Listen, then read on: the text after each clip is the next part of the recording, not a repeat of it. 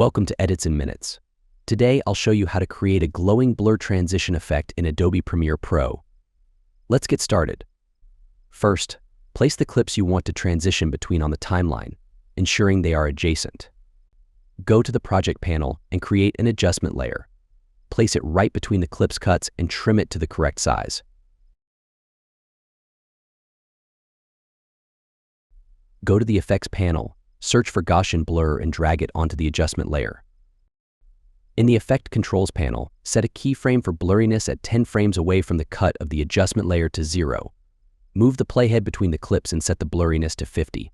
Move the playhead to the 10 frames ahead and set the blurriness to 0. Search for Glow in the Effects panel for an added glowing effect and apply it to the adjustment layer. Use similar keyframes, so 10 frames before the cut. Create keyframes with original values.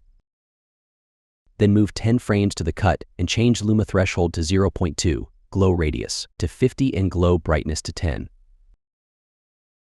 Finally, move ahead 10 frames and create keyframes with original values.